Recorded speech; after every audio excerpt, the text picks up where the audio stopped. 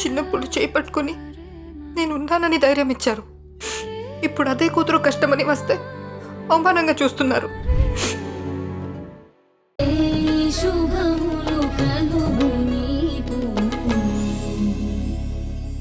చరణ్, మీ నాన్నగారికి ఇలా అవ్వడం నాకు చాలా షాకింగ్గా ఉంది. I'm very sorry. ఆయన త్వరలో కోలుకోవాలని దేవుణ్ణి కోరుకుంటాను.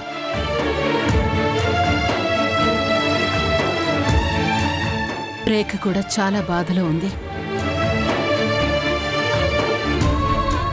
అందుకే మీ నాన్నగారు కోలుకునే వరకు పెళ్లి పనులు వాయిదా వేద్దామని చెప్పడానికి ఈ పెళ్లి క్యాన్సిల్ చేయండి.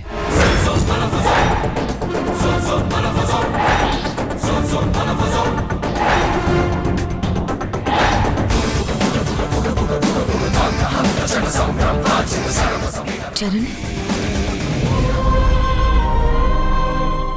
చరణ్, నువ్వు చాలా బాధలో ఉన్నావు.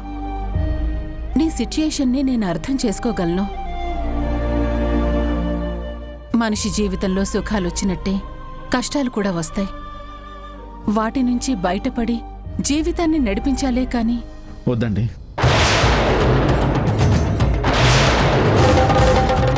మీరు నన్ను ఓదార్చాలని చూడొద్దు. నాకు ఈ పెళ్లి చేసుకోవాలని లేదు. చరణ్ ప్లీజ్ చరణ్, నువ్వు ఇలా మాట్లాడద్దు. అంకుల్కి ఏం కాదు.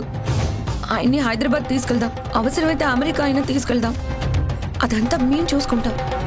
నువ్వు దయచేసి అలా మాత్రం మాట్లాడుకో. అవును చరణ్, మీరు మా కుటుంబంలోని మనుషులు.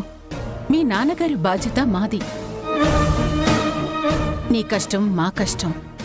నువ్వేం టెన్షన్ పడద్దు.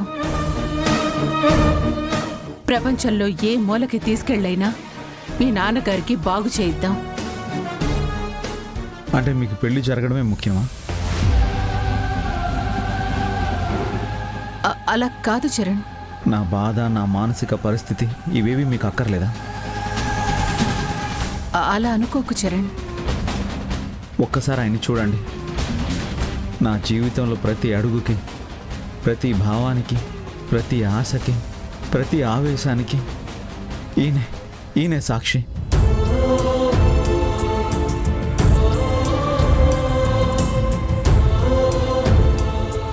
ఈరోజు ఆయన అలా నిర్జీవంగా పడుంటే మీరు నన్ను పెళ్లి చేసుకోమంటారా?